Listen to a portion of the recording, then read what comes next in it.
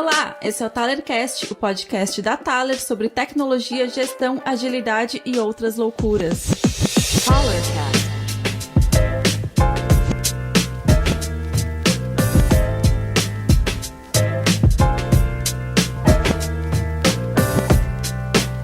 E aí galera, esse é o ThalerCast, a gente tá aqui em mais um podcast falando sobre desenvolvimento, design, agilidade e muitas outras loucuras.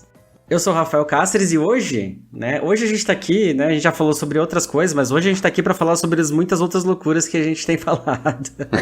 Então hoje vai ser um pra quebrar a cabeça do pessoal aí. Eu sou o Rafael Cáceres, sou o CEO da Thaler, cofundador da Thaler, estamos aqui, um curioso também desse mundo de metaversos, NFTs, DAOs, criptos, e eu tô aqui hoje com o Sebas também. E aí, Sebas?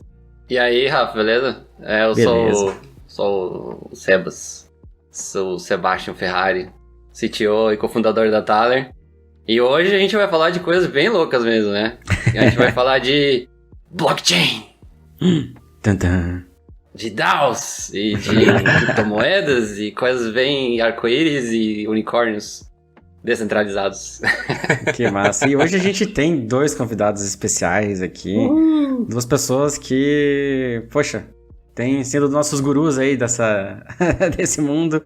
Pessoal que entende muito do assunto. A gente chamou eles para explicar um pouquinho pra gente o que tá rolando, o que tá acontecendo. Pra gente curioso aqui. Então, tamo aí primeiro. Leonardo Yan. E aí, Léo? É isso aí. E aí? Meu nome é Leonardo. Eu tô lisonjeado, cara. Eu sou guru, nada, bicho. Sou um curioso metido. Meu nome é Leonardo, eu tenho 30 anos e eu entrei nesse mundo aí de criptomoedas faz mais ou menos uns 4 anos e caí de cabeça já, e mergulhei, achei incrível. E eu faço de tudo um pouco no metaverso, estudo bastante DeFi, DAOs, NFTs e investimentos e várias loucuras. Massa. E estamos aqui também com o Samuel Olsen. Fala, Samuca. E aí, Samuca? Se apresenta aí pro pessoal. Isso, sou eu mesmo. E aí, pessoal? Beleza? Beleza. Então, muito prazer aí pra todo mundo que tá ouvindo a gente. Meu nome é Samuel Olsen. Já que o Léo falou a idade, eu vou falar também. Estamos nos 30 junto aí. Jovens, né? Pois é. Jovens curiosos, né? Porque eu também já vou te dizer o seguinte, cara. Olha, pra guru eu ainda não sirvo, mas a curiosidade aqui é algo em comum. Eu tô desde 2017 dando uma namorada nesse mercado cripto, Então fiz um monte de besteira, como todo mundo sempre faz, Comprei, vendi, errado Mas aos poucos a gente vai se metendo e a gente vai aprendendo algumas coisas, E hoje, mais especificamente a partir desse ano, eu realmente mergulhei de cabeça aí, porque enxerguei junto do lá uma grande oportunidade aí, tem muita coisa acontecendo, Então, eu acho que o que a gente vai poder fazer aqui hoje é passar um pouquinho do que a gente tem absorvido por osmose aí nesse mercado, que não é pouca coisa que tá acontecendo não, Nossa, é muita coisa. Todo dia tá surgindo uma coisinha nova nesse mundo aí, metaverso.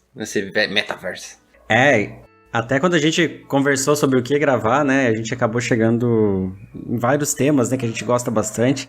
E aí a gente chegou nas DAOs, que é algo que eu acho que convergiu bastante até pela cultura da Thaler, pelo que a gente está tentando estudar, na gestão, descentralização, eu acho que bateu demais, E algo que todos nós gostamos bastante, Então a primeira pergunta aqui pro pessoal, o que é uma DAO, E aí, galera, quem quer começar com essa explicação? Eu posso começar tentando. Então, pessoal, eu acho que pra gente falar de DAO, pra gente chegar nesse conceito bonito, aí na sigla, talvez seja interessante a gente dar um passinho antes, Por que eu acho que é tão legal a gente tentar dar um passinho antes? Porque a primeira coisa que eu acho que a gente tem que entender sobre DAOs é que as DAOs são organizações nativas da internet, Então, fazendo uma retrospectiva, eu acho que uma forma de nós olharmos para as DAOs hoje e entender esse fenômeno começa do seguinte, A internet veio, a internet mudou uma série de, digamos assim, de relações que a gente tem hoje, Mudou a forma, eu acho que da gente construir cultura, E essa formação cultural que veio com o meio digital, aos poucos foi materializando uma série de coisas, Eu acho que um marco importante, antes da gente falar de DAO, é falar sobre a formação dos criptoativos, né? Que também vem como economia nativa da internet, né? Que precisa dessa fluência de informação, essa transparência de informação para que isso tome forma, né? E eu vejo hoje as DAOs justamente como um resultado, né, dessa equaçãozinha, né? Um início de relações ali da informação correndo de forma fluida na internet, formações de ativos como esses que a gente vê hoje no mundo cripto e, consequentemente, organizações humanas para lidar com tudo isso, né? E eu acho que daí que vem o que a gente pode chamar de DAO, né? E DAO o que é? Decentralized Autonomous Organization, é uma sigla bonita, a gente fala em inglês, meu Deus do céu. Mas para tradução aí, né? Organizações autônomas descentralizadas, né? E agora, para entrar em termos mais técnicos, vou até chamar o meu colega aqui, o Léo, que manja muito bem aí da parte técnica, né, Léo? Léo, diz aí pra gente, cara, o que tu entende como DAO hoje? Cara, sem parte técnica nenhuma, tá? Uma maneira bem simples. Uma comunidade na internet com uma conta em banco conjunta. Entenda conta em banco, na verdade, como uma carteira cripto, né? E a diferença é que as ações que se toma com essa conta conjunta não podem ser tomadas individualmente, né? Uma pessoa num cargo, digamos, da DAO não pode simplesmente ir lá e gastar parte do tesouro porque ela quer. Ela não tem esse poder, ela precisa de ela precisa de um certo consenso. Então, na verdade, de uma maneira muito simples, é uma cooperativa. Só que ela é nativa da internet, então ela tem muito menos barreiras, né, de entrada, de saída, de flexibilidade, enfim. E ela tem essa característica de estar em uma blockchain, ou seja, ela é transparente, ela é auditável em tempo real, né? E as decisões também podem ser tomadas, ou deveriam ser tomadas também de forma descentralizada, né? Então, é basicamente isso. Isso é uma DAO. Assusta, né? Porque tem várias possibilidades a partir disso. É só isso? Tá, mas é uma comunidade de quê? É uma comunidade de quê? Ela faz o quê? Qual que é o propósito? Como ela se organiza? Quais as ferramentas que ela usa? Tudo isso é secundário, né? Basicamente é uma comunidade, um propósito e uma conta. Mas isso não é uma coisa nova, né? Tipo, né, auto-organização, descentralização, ter cooperativas, né? O que tá mudando agora com a DAO exatamente? Qual que é a diferença com, por exemplo, uma cooperativa? Qual que seria a diferença com a DAO? A diferença é que uma DAO, ela sempre é global, ela sempre é aberta e ela é construída em código aberto. E aí é que tá o lance. Por quê? Porque é uma comunidade, uma cooperativa. Daí vamos dizer que tu é parte de uma cooperativa. E aí tu começa a não mais concordar com as decisões ou atitudes, ou enfim, o que tu vê lá dentro. O que tu pode fazer para mudar? É um caminho bem difícil, né? Nas cooperativas tradicionais, vamos dizer assim, né? Numa DAO, tu pode simplesmente forcar o código da parada e começar de novo com outra atitude e com outro propósito. Entendeu? E daí tu pode simplesmente ir lá na comunidade anterior e dizer, isso aqui tá um lixo e eu tô propondo uma coisa melhor. E daí quem concordar contigo vai. Então essa abertura, essa possibilidade de pessoas entrarem, contribuírem e saírem a hora que quiserem é uma dessas diferenças, né, importantes. Outra diferença importante, eu acho que o fato de que tu pode ser pseudônimo em uma DAO. Uhum. Ninguém precisa te conhecer para tu contribuir. Você só precisa de um endereço na carteira e ou seja, você só precisa de uma carteira de cripto e Ethereum ou a blockchain uma carteira de cripto. Tu precisa de uma carteira de cripto e ali a reputação do teu trabalho, das tuas ações, enfim, a memória da tua contribuição vai estar dentro daquela carteira com as transações e os votos que tu faz, né? Então, porque os votos são tipo uma transação, no caso.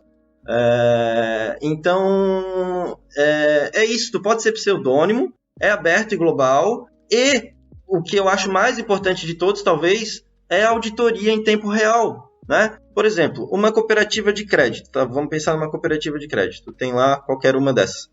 E aí, eles são obrigados a prover uma auditoria externa, óbvio, como qualquer empresa, né? Ou então uma empresa de capital aberto é obrigada a prover lá uma auditoria. Só que essa auditoria não acontece em tempo real, cara. Essa auditoria acontece uma vez, sei lá, a cada trimestre, não sei, cada 2 semanas, não sei bem como é que são as regras. Mas é um snapshot de auditoria. Tipo, nesse momento aqui, ó, tava tudo certinho, segundo essa consultoria de por enquanto tá tudo aqui, bem, né? tipo... Agora, por enquanto tá tudo bem. Agora, daqui a 2 semanas, a gente vai saber se continua tudo entendi. bem, entendeu? Uma DAO é assim, tu audita na hora, em tempo real, observando todas as transações que ela fez. E qualquer um, né? Qualquer pessoa, tu não precisa nem ser membro, cara. Tu pode ser, inclusive, um competidor que tá lá auditando o teu competidor, falando, olha o que o cara tá fazendo aqui, ó, com o teu dinheiro, entendeu?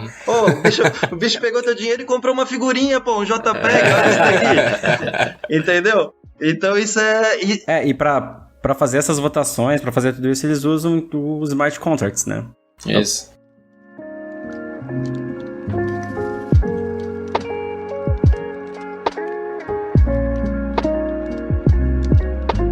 É o que eu ia perguntar, né? Aonde que entra o blockchain aí, né? Tipo...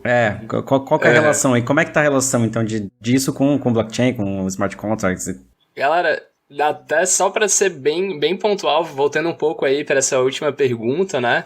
Tem uma forma bem simples, eu diria que da gente entender diferenças, né? Que eu diria que são fundamentais entre DAOs e companhias, né? Mais comuns, né? E a gente pode até olhar para 5 elementos, tá? Primeira coisa, uma DAO, ela não é presa, ela tem uma estrutura fluida, solta, né? Ela não é o que a gente chama de top-down, né? Não vem uma série de decisões de cima para baixo, sim bottom-up, né? Vem de baixo para cima. Uma DAO, como a gente estava comentando agora, é transparente. Nem sempre uma companhia convencional ela é transparente a todo tempo. Uma DAO é aberta, diferente de novo, da grande maioria de companhias convencionais. E um ponto importante, uma DAO é global, sempre, né? Então aí a gente tem tá na internet. Exato. Exato. Então aí tem 5 pontos bastante didáticos, assim, eu acho, né? Pra gente olhar para essas estruturas e começar a entender um pouquinho dessa complexidade toda. Então, só queria fazer esse adendo aí pra ajudar. Não, eu acho muito legal também essa... tem alguns lugares que falam, né? Tipo, o fim do CEO, né? Eu até falo isso, porque eu sempre falava isso pra galera, assim, meu trabalho vai acabar com o meu trabalho, né? E acho que a DAO é um caminho pra isso. Exato. Boa, Rafa.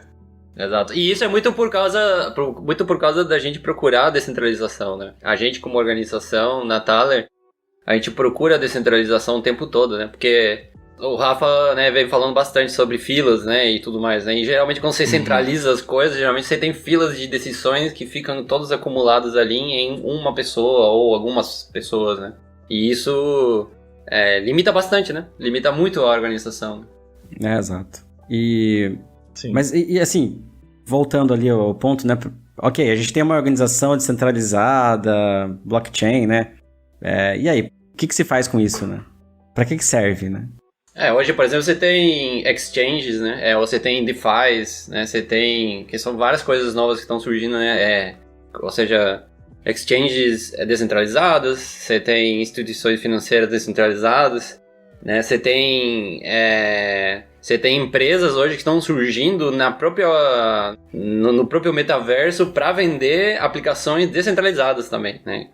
E isso... Para outras empresas descentralizadas. Exato, é uma empresa descentralizada que faz aplicações descentralizadas, já na blockchain, né? Sim. E acho que a DAO tem um caso de uso muito bom também, que é, por exemplo, caridade, né? Tipo, por exemplo, em vez de... por exemplo, você poderia criar uma ONG, digamos assim, dentro, né? Ou seja, em cima, né? Na plataforma do blockchain. Né? Então, todas as coisas, todas as doações, como é que essas doações são gastas, para onde que elas são direcionadas e tudo mais, isso é tudo através de propostas que são criadas e são votadas pelas pessoas que fazem parte da DAO, e a partir disso que é distribuída, uma vez que se chega num consenso, que justamente eu acho que essa é uma questão muito importante, né? Tipo, uma das grandes qualidades, né, ou necessidades da blockchain funcionar é o consenso, né? Então, é meio que você começa a herdar toda essa descentralização, todos esses mecanismos de descentralização já inerentes automaticamente na hora que você começa a criar a tua DAO, né?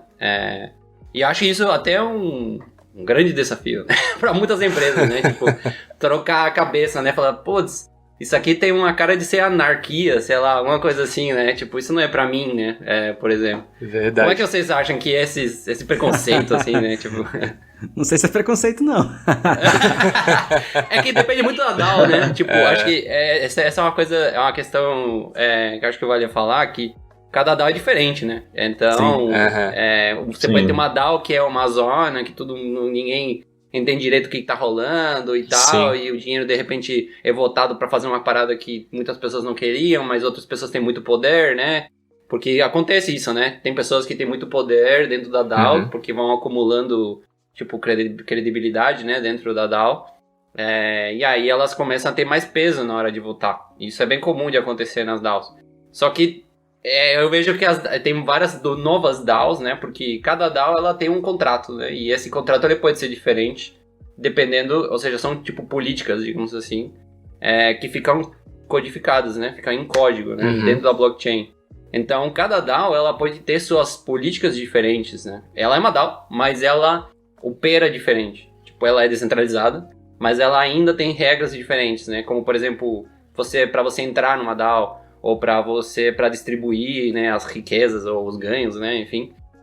Todas as regras de como é que essas coisas são feitas são discutidas e evoluídas e mudadas e fica tudo, né, público, né. Mas cada DAO, ela pode ser totalmente diferente. Então não existe para mim, pelo menos, na minha opinião, não existe um modelo único de DAO, né? Acho que hoje a gente tá vendo isso, né? Tipo, surgiu a DDAO, que inclusive eu acho que é um bom assunto pra gente trazer. Certeza. Né?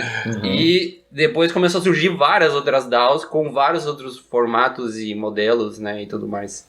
Sim, até porque assim, as DAOs são muito diferentes entre si porque elas também atuam em mercados completamente diferentes às vezes. Exato. Né? O propósito delas às vezes é totalmente diferente. Tem DAO que foi feita para dar lance em um leilão em um determinado item específico.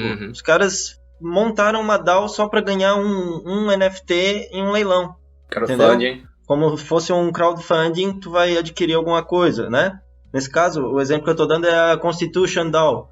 Os caras fizeram uma vaquinha, literalmente isso, fizeram uma vaquinha para ganhar um leilão não sei se era da Constituição Americana, física mesmo, ou uma página, alguma coisa assim, e eles levantaram, sei lá, 40, 50 milhões de dólares, só que não conseguiram ganhar o leilão.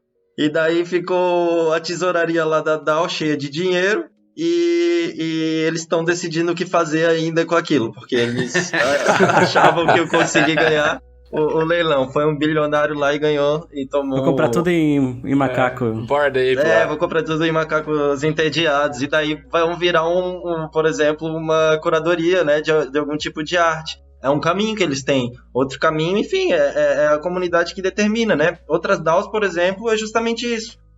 Também uma vaquinha para comprar um monte de NFT considerado valiosos, né, pelo mercado e pela comunidade.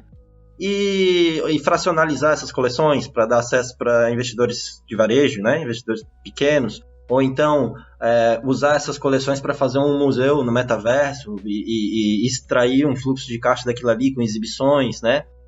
Algumas DAOs, por exemplo, é um clube de jogadores, um clube de, sei lá, de gente rica. Então, assim, como também pode ser uma organização comunitária, né? Um bairro que resolveu se organizar e tentar capitalizar em um mercado global. Sim, com certeza. Tipo, a gente tem um monte de problema aqui que o nosso governo não resolve para nós, e a gente tem toda essa força essa possibilidade de colaborar para fazer alguma coisa aqui, e a gente precisa de dinheiro, sabe?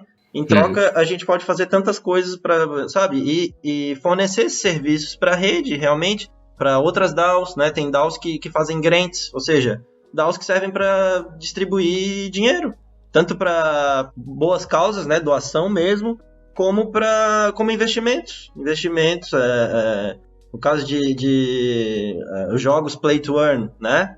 Tem o caso da Yield Guild Games, que é uma guilda de jogadores que pensou o quê? poxa, tem lá o Axie Infinity dando super certo, a galera jogando e tal. Só que pra tu começar a jogar, tu tem que ter aí no mínimo uns $600, $700.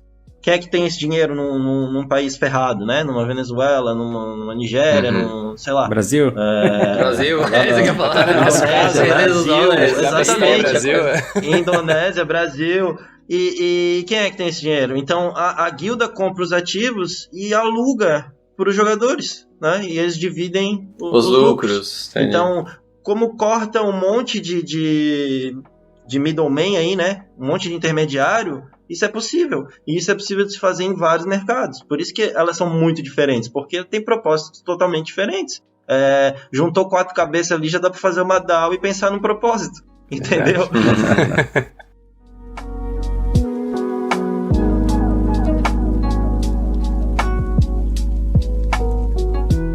Legal. Isso é uma coisa que eu ia perguntar, assim, o que precisa para criar uma DAO, assim, qual que é o mínimo? Ter 2 pessoas já... Uma pessoa, pô, daí como é que vai ter...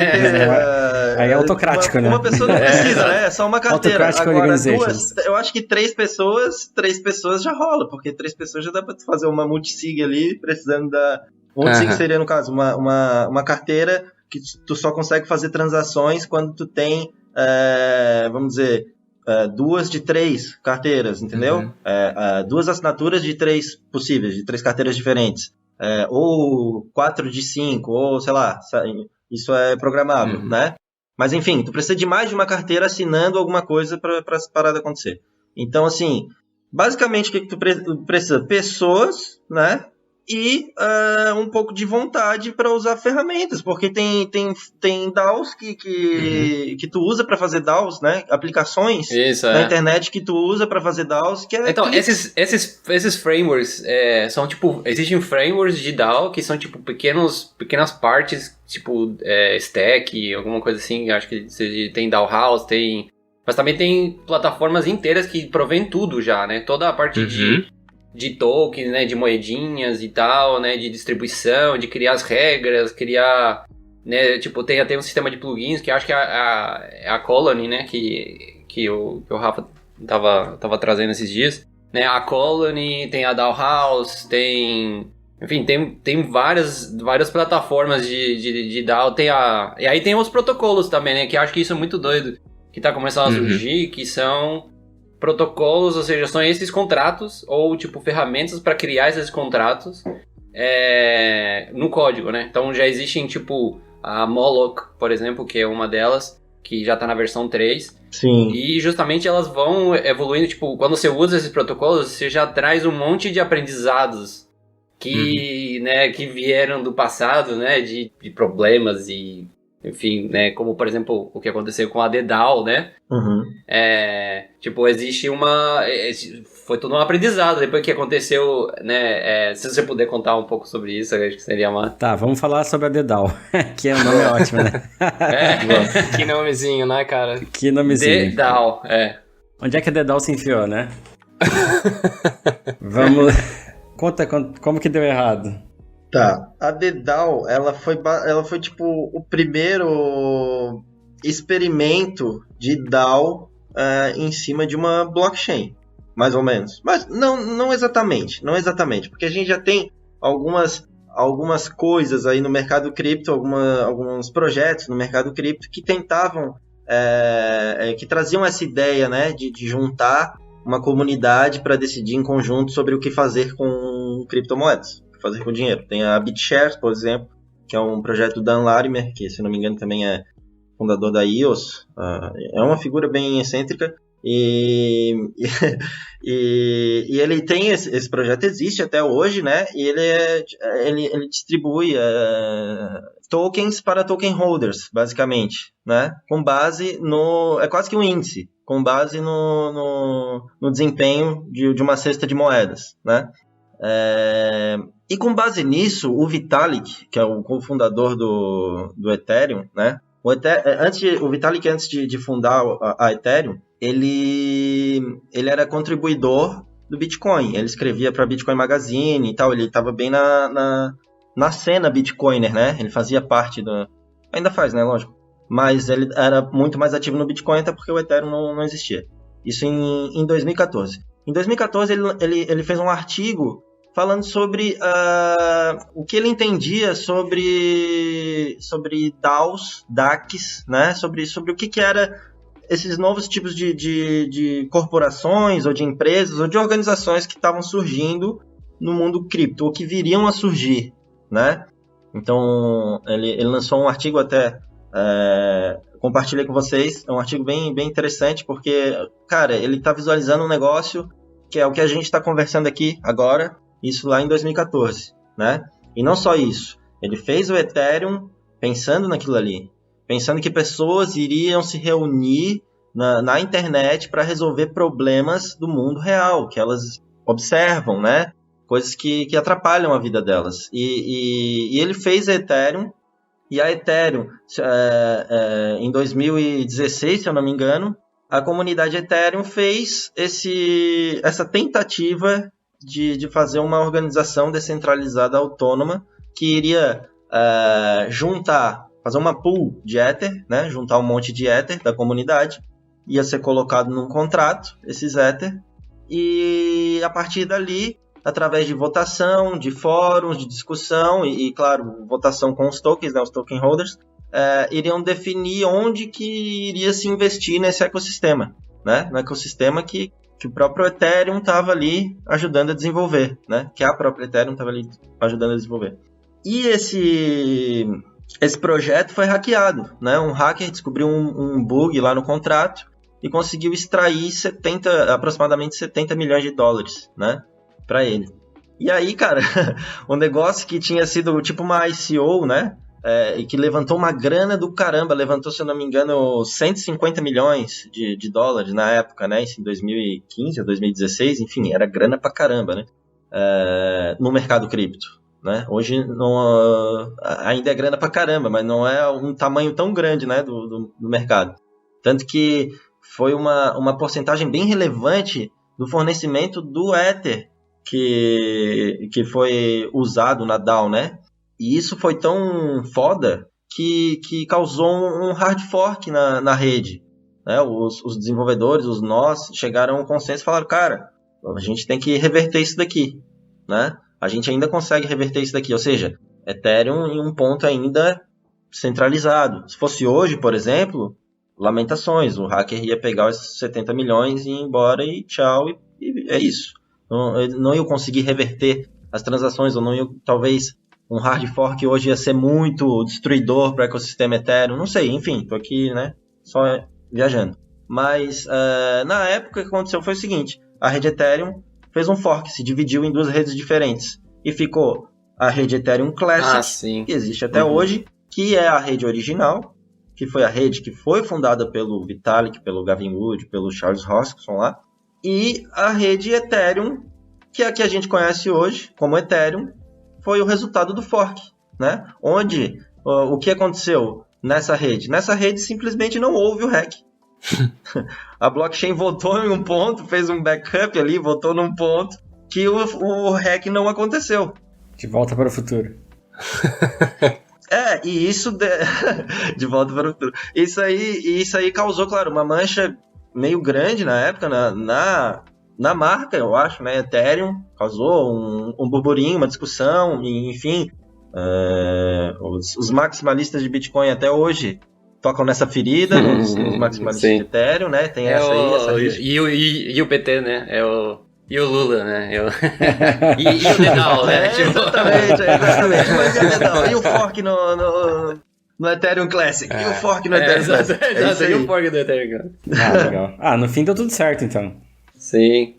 Bom, não sei. O que acontece é que isso atrasou, eu acho, né? Atrasou um pouco a evolução de DAOs e o surgimento de DAOs, mas isso também serviu pra evoluir, né? Porque eles tiveram que fazer novos protocolos, né? Tipo, eles tiveram que fazer novos padrões de contratos por causa disso. E isso tornou a rede mais robusta. Sim, auditorias, né?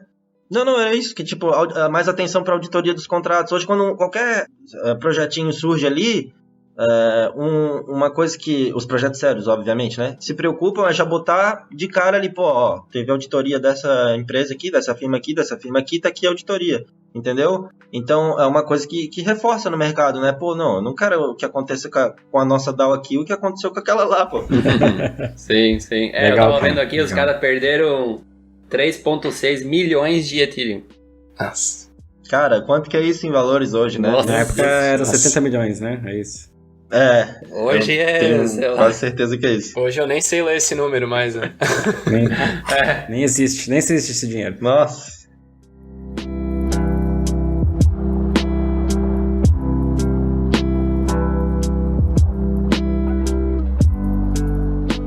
Mas e aí, galera? Outros casos de uso aí, o que mais que tá se usando hoje?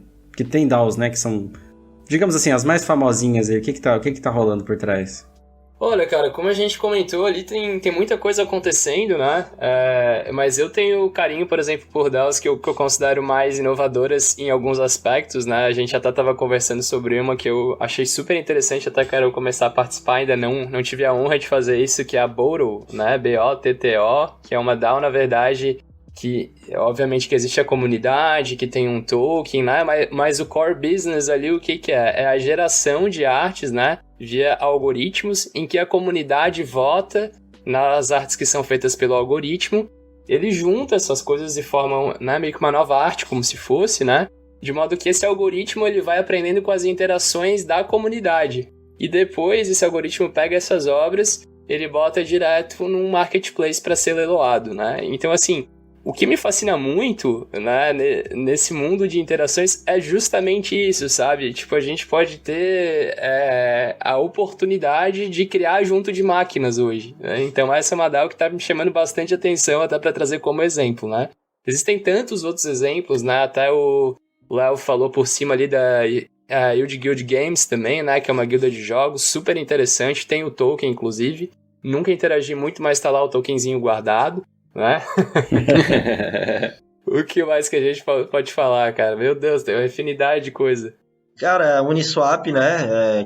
Uniswap, por exemplo, e a BitDAO, a Uniswap tem uma tesouraria aí de 3 bilhões de dólares. Caramba. Então, olha o tamanho do É negócio. uma DAO, cara. E a exato. BitDAO, 2 bilhões e 800 milhões. Alguém que pode olhar pra esse assunto, né, que a gente tá falando e pode ser novo, pode achar que é uma coisa muito que não tem a ver com dinheiro, né, ou que tá muito ainda, sabe, que tem pouquíssimo dinheiro rolando e tal, mas tem muito dinheiro, muito mais do que muita empresa por aí. Sim. Tipo, essa Uniswap, por exemplo, né? Nossa, tem a maior... Não, o total aqui, eu tô vendo um radar aqui, a DeepDAO, que é meio que um overview aqui do ecossistema de DAOs. Cara, tem 13 bilhões de ativos sob gestão em DAOs, né? Nesse radar aqui, né?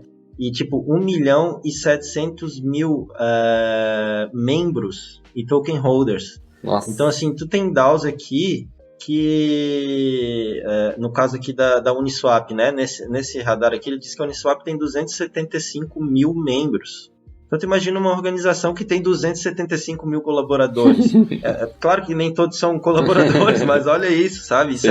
Isso aqui, é lógico, a gente está falando no mercado que se tu... Eu falei do 13 bilhões de ativos sob gestão, né? Estou falando aqui de hoje, 9 de dezembro de 2021. Se a gente voltar um ano, tinha menos de 1 bilhão, sabe? Então, assim, DAO é um negócio que há 2 anos atrás, tipo, o que é DAO? O que é isso?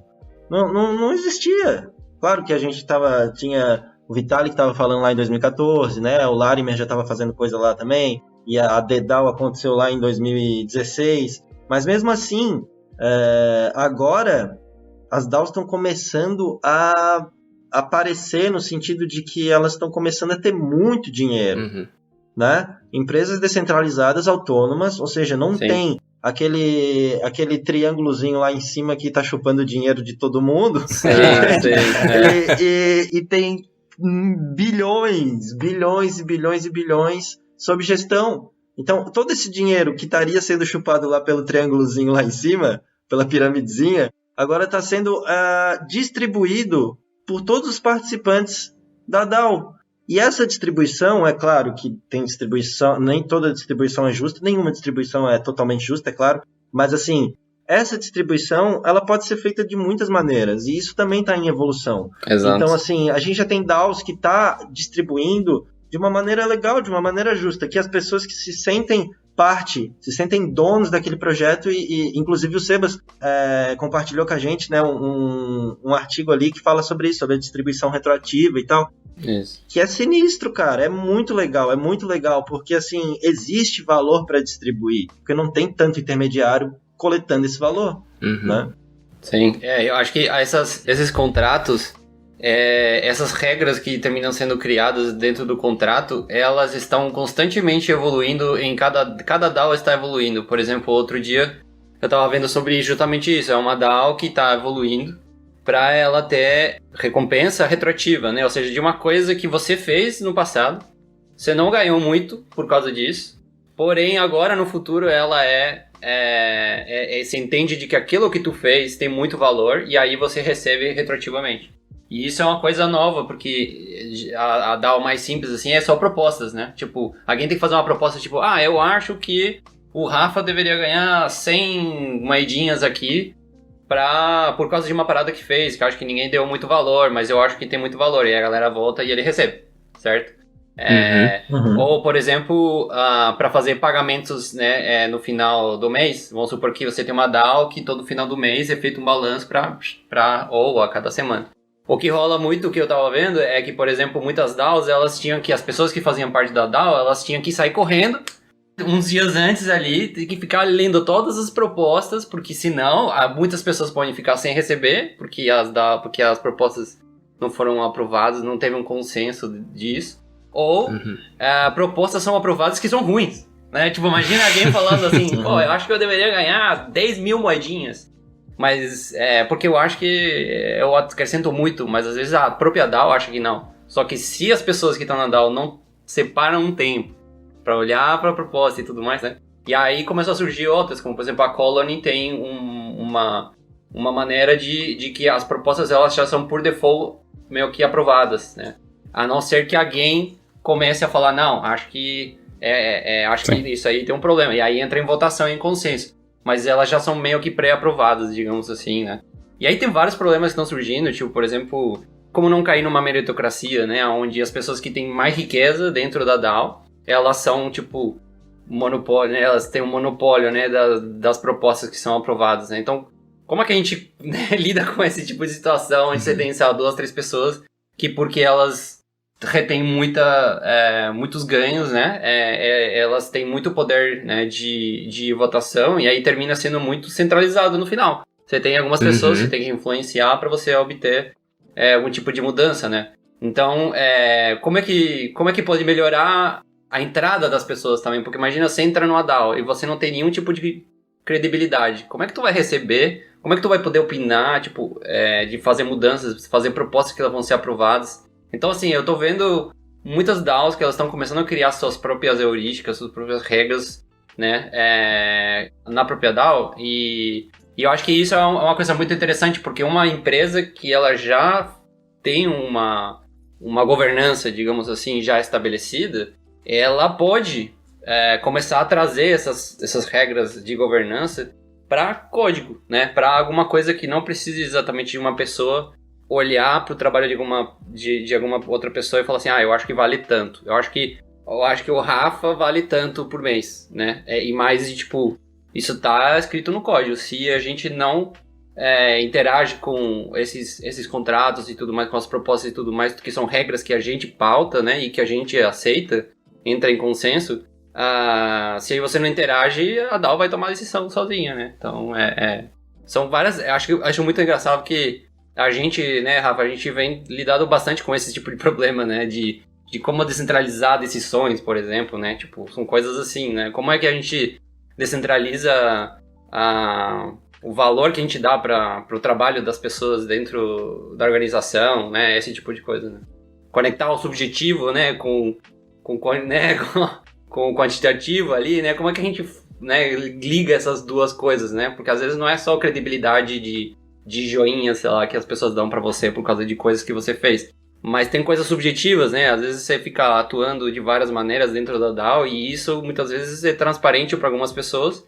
E essas pessoas são as pessoas que têm justamente o poder maior, né, de votação. Então, como que elas vão conseguir enxergar, né? E aí, nossa, eu tô maravilhado com várias DAOs que estão surgindo, que usam, tipo, vários algoritmos e usam grafos, né, pra não ser uma coisa hierárquica, né, ser uma coisa mais espalhada mesmo, né, mais descentralizada mesmo. Fala uns nomes aí. Cara, a Source Creed é uma que eu tô vendo muito massa, que ela já é uma DAO também, e eles estão evoluindo bastante. Foi criada por um cara, um engenheiro, que trabalhava no projeto do TensorFlow, que é uma tecnologia aí de machine learning e tal, do Google. E aí ele, trabalhando dentro, né, de uma empresa como o Google, né, ele falou, cara, acho que as coisas poderiam ser melhores, né, do que como são feitas aqui e tal, né, principalmente nessa questão de valorização, né, do trabalho, né, das outras pessoas, das contribuições, né, e tudo mais, né. E aí ele pegou o algoritmo que era, né, que é o algoritmo que era muito utilizado no começo, né, do Google, que era o PageRank, que é justamente utilizar um grafo de credibilidade por causa de referência, né, por exemplo, então se você tem 3 artigos que referenciam um artigo, esse artigo ganha um peso de 3 ali, vamos supor, né, sendo bem, assim, resumindo, né. Uhum. Então, esse tipo de coisa começa a estar conectada como é um grafo, né? O autor daquele artigo está relacionado com esse artigo que tem uma credibilidade, né? Que tem digamos assim, um valor, né? Que o próprio grafo deu, né? O próprio algoritmo deu. Então você pode ser que tenha contribuído com o artigo também, então você é um outro autor, então você vai receber também. Então, mas pode ser que, sei lá, esse artigo ali que teve um ganho e tal, pode ser que você não tenha ganhado muito naquele momento. Mas mais pra frente pode ser que o pessoal comece a ver que aquele artigo que você fez começou a inspirar e começou a ser referenciado por gentes brilhantes que falam, nossa, eu peguei esse artigo dessa pessoa e eu criei esse outro trabalho, e esse trabalho que é fruto, né, influenciado por esse artigo, teve muito valor. E aí, então, a SourceCreed tem 2 momentos, 2 operações. Uma é distribuição, que é simples, distribuição baseada em credibilidade, em quanto que a DAO, né, acredita que você tem de credibilidade sobre o que você faz, de valor né, no que você faz e tal, que são os tokens que você vai ganhando, que são as pessoas que vão te dando, ações que você vai fazendo, né, e tudo mais. E depois tem o balanceamento, que é a segunda operação. Então o balanceamento é justamente o retroativo. É um momento que, em vez de só distribuir pelo estado atual, né, da tua reputação, digamos assim, dentro da DAO, ele tenta balancear coisas que você deveria ter recebido mais. Então, se a DAO mudar as regras no metade do caminho, vamos supor, a gente começa a DAO e aí daqui a 3 meses a gente muda a regra do nosso contrato lá porque a gente viu que muitas pessoas estavam sendo injustiçadas na distribuição. Quando a gente muda as regras, o próprio algoritmo já tem um momento que começa a balancear. Então ele começa a distribuir coisas que deveriam ter sido balanceadas para outras pessoas. Que, como mudou a regra, a gente viu que tinha pessoas que estavam sendo injustiçadas, e essas pessoas vão começando a receber mais distribuição por causa dessa mudança de maneira retroativa, né, de coisas que fizeram no passado. Então tem coisas assim, surgindo nesse tipo de coisa assim, sabe? E aí, enfim, aí tem engenharia de tokens, tem várias coisas no meio aí pra fazer esse tipo de coisa acontecendo. Essa é uma delas. Sim, o próprio distribuição retroativa em forma de airdrop, que, por exemplo, a Uniswap fez, né, de uma forma bem inovadora, que foi um negócio muito estranho, assim, né, para quem olha de fora, e até para quem já estava no mercado é um negócio um pouco estranho. Os caras pegaram uma fortuna e distribuíram entre pessoas que já tinham usado o protocolo em um certo período, né, em um intervalo de tempo, porque eles entenderam que aquelas pessoas ali contribuíram com o protocolo e são elas que devem fazer parte da comunidade e são elas que devem ter poder de voto e fazer parte da DAO. Então, cara, eles distribuíram milhões de dólares, né? É claro que esse tipo de distribuição, teve gente que a distribuição foi baseada no volume que foi negociado, ou na data, enfim e tal. Não é o mais justo de todos, nunca vai ser o mais justo, mas é uma distribuição que já é muito mais horizontal e muito mais justa do que qualquer forma tradicional de governança ou de distribuição de premiações, enfim, esse tipo de coisa, bônus, sabe? Já é uma coisa bem diferente. E daí, a partir do airdrop da Uniswap, muitos outros projetos fizeram, só que muitos outros projetos também filtraram melhor quem ia receber o airdrop, né? Por exemplo, algumas DEX, algumas exchanges descentralizadas, fizeram parecido com a Uniswap, mas recompensaram só quem fez mais de tantos trades, tantos swaps, né? Tantas trocas. Ou então quem usou uma vez por semana, ou então quem fez isso ou aquilo. Entende? Daí, óbvio, cada organização vai tentar pensar na melhor maneira de distribuir os tokens para quem aquela organização acha que deveria ter, que merece mais, né? Sim. A ANS fez agora. A ANS é um produto de name service, né, na Ethereum, de domínios, né? Sim. Então, eles pegaram todo mundo que já tinha comprado um name service, ou que tinha lá um contrato, né, digamos assim, de name service, porque é tipo um aluguel, né? Tu aluga por anos.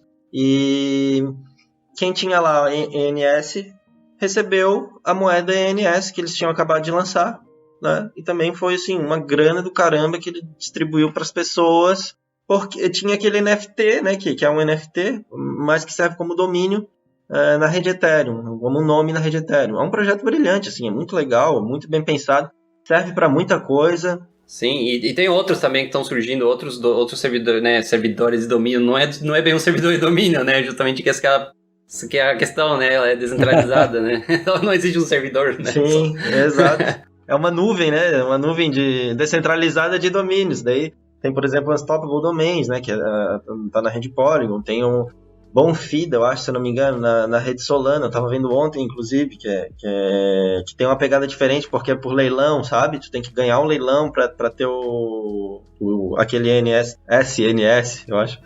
Solana Name Service, talvez. O Bonfida. Então, é isso, basicamente. Assim, as formas de distribuição também estão em evolução.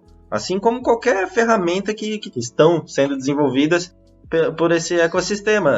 Ferramenta de snapshot para gravar quem possui os tokens para receber, para ser distribuído, né? Sim. Ferramenta de votação, ferramenta de...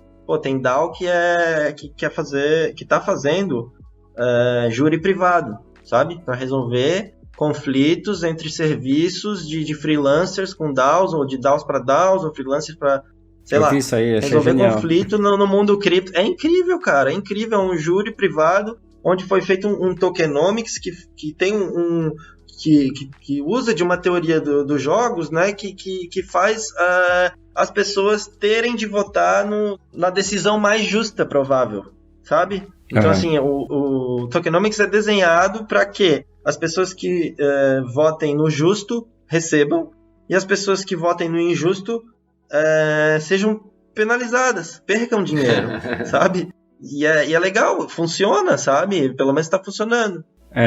Achei muito legal porque é isso, assim, na verdade, ele funciona até como uma conciliação antes de você ter que levar para alguma justiça mesmo, né? Tipo, mais formal, assim. Exatamente. Porque a pessoa tá ali, ó, tá aqui, eu aceitei os termos, é esses aqui, e aí, então, ó, vamos julgar, quem vai julgar o julgamento descentralizado. Se você não aceitar, beleza, aí você vai pra justiça e tal, mas, cara, enquanto tá certo ali, enquanto tá mediado o conflito. Sim. Achei sensacional.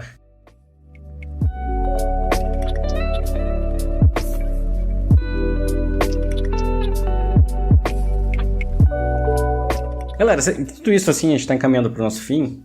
Queria saber, assim, curti demais essa ideia de DAO, acho muito legal, curto as coisas descentralizadas, autonomia. Como é que eu começo a participar? Qual que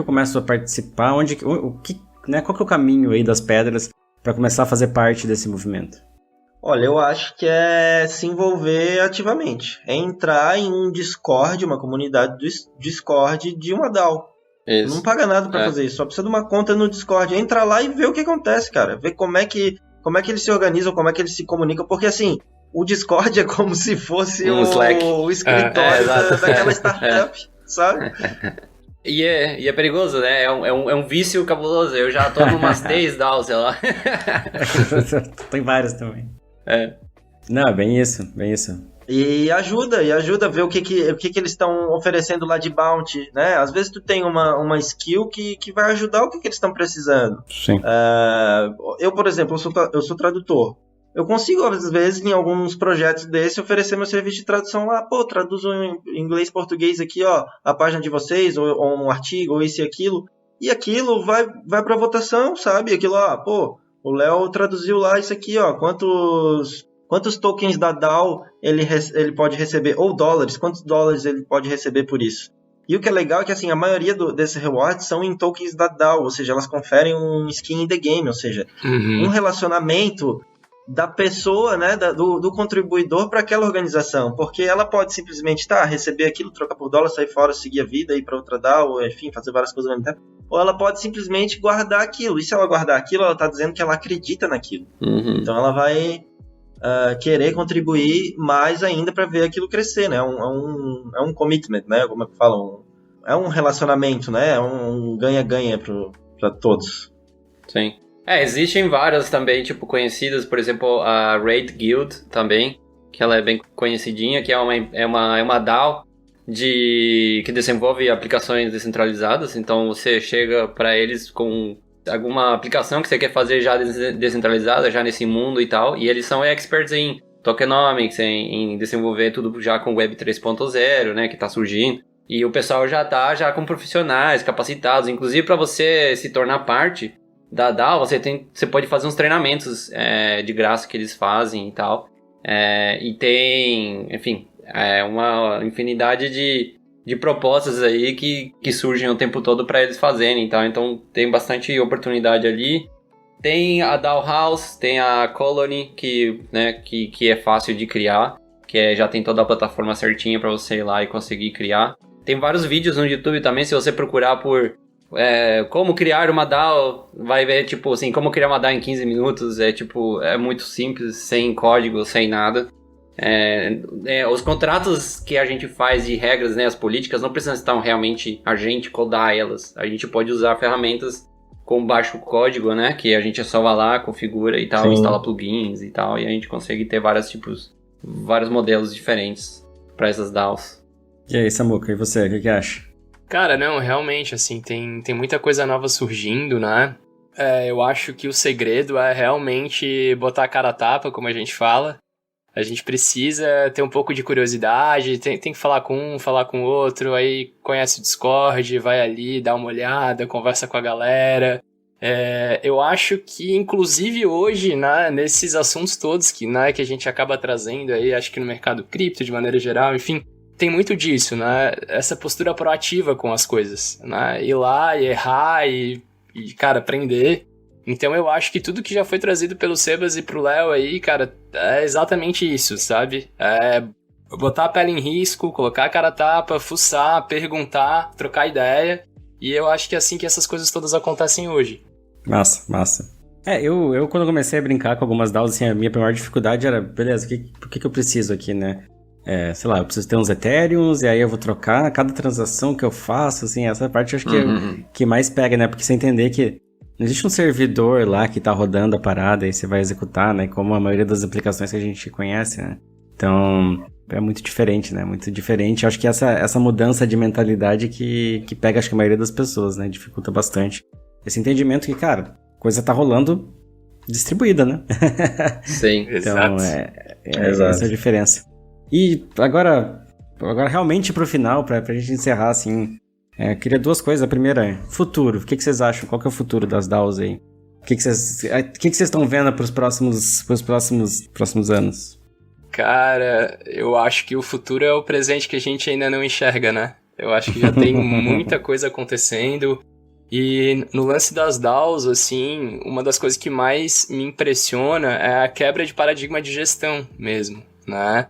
Então a gente vê essas estruturas, elas virando uma chave na cabeça das pessoas, né? Eu acho que deu para pegar um pouco aqui no nosso papo aí, em toda a construção, de que realmente, cara, essas hierarquias que a gente conhecia, elas estão caindo por terra em certos mercados, em dadas circunstâncias. Acho que é muito importante salientar isso, né?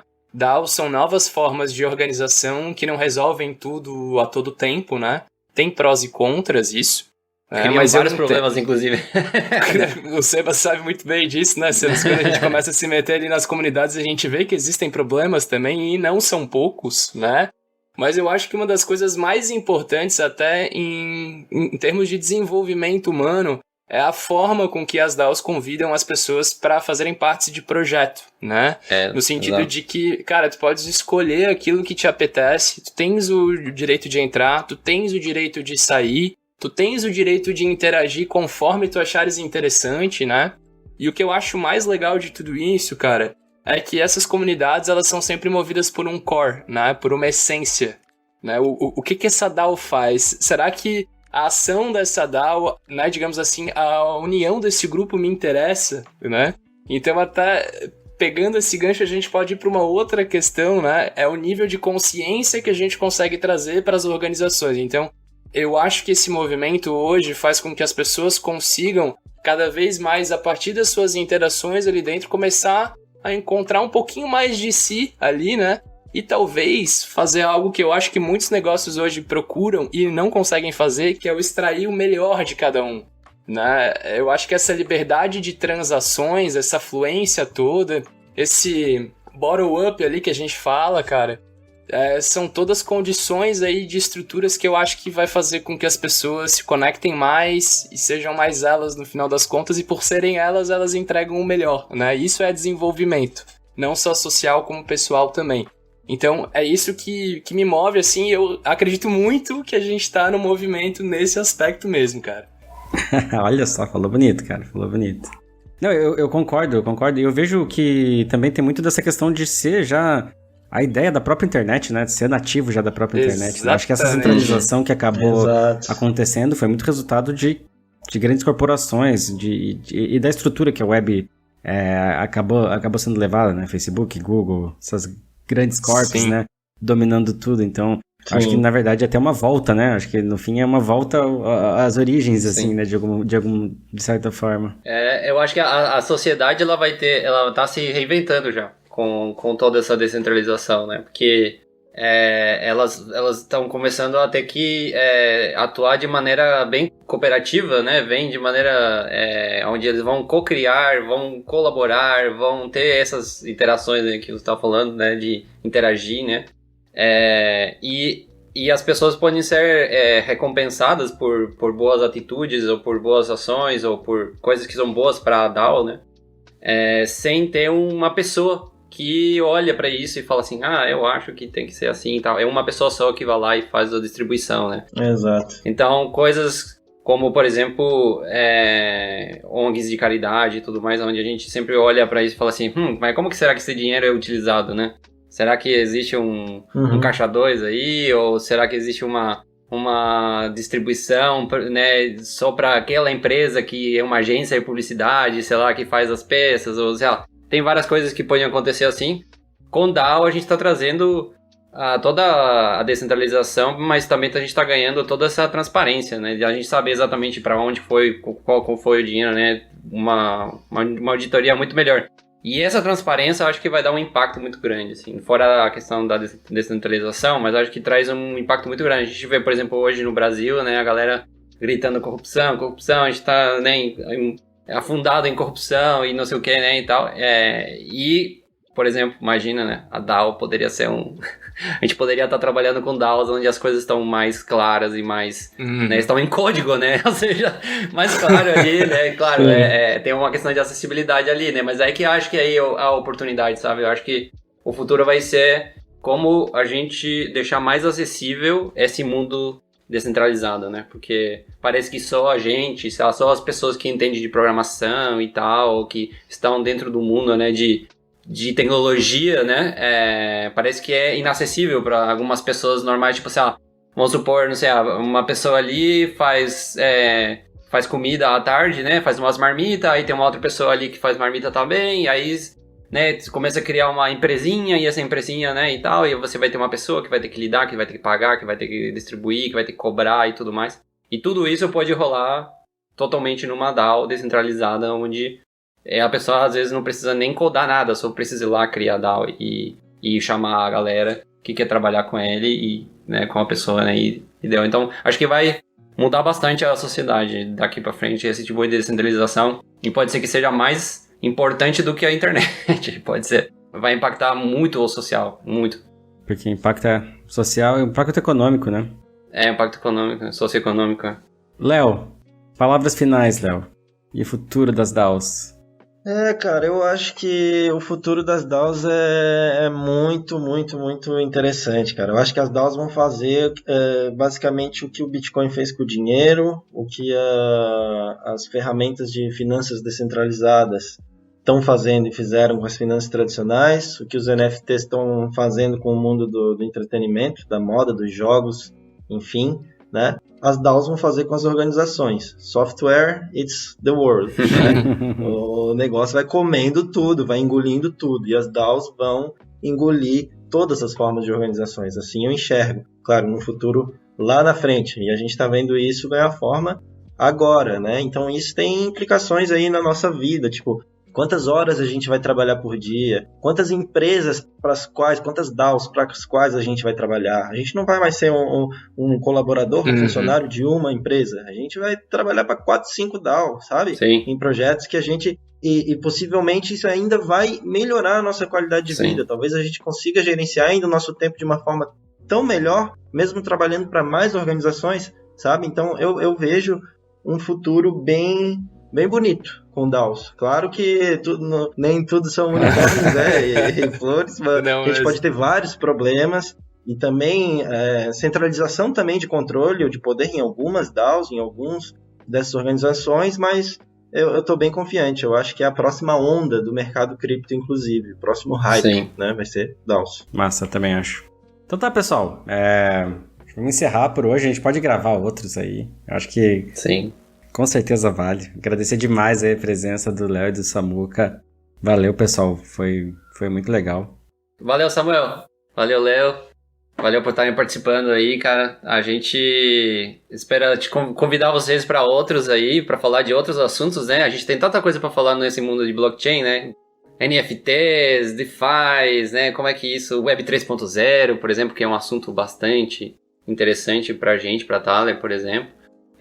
Então, acho que a gente vai se ver aí mais. E, aproveitando, eu queria convidar também o pessoal que tá escutando esse podcast. Se tiverem dúvidas de coisas que a gente não falou, tipo, por exemplo, como é que as DAOs recebem dinheiro, né? Ou como é que o dinheiro é transformado em dinheiro que você pode ir ali na padaria e comprar um pão, né? Como é que isso rola, né? Então, acho que tem muito espaço pra gente falar ainda sobre DAO nesse sentido. Então, se surgirem dúvidas, comentem nos comentários abaixo ali, toca sininho, não, mentira.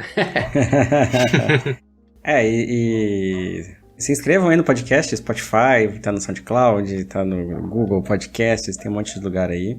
Acessem o blog da Thaler, né, gente? A gente não tem muito conteúdo sobre isso ainda, mas já fica o convite aí pra galera fazer um guest post aí com a gente, pra falar um pouquinho mais desse mundo, que é um mundo que a gente tá cada vez gostando mais e cada vez se interessando mais.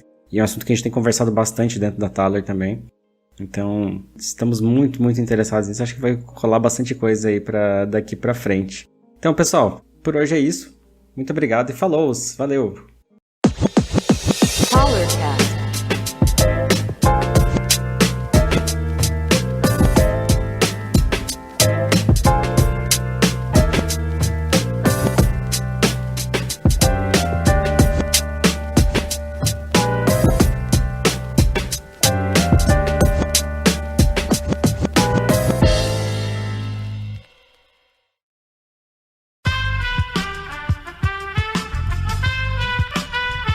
Esse podcast foi editado por Aerolitos Edição Inteligente.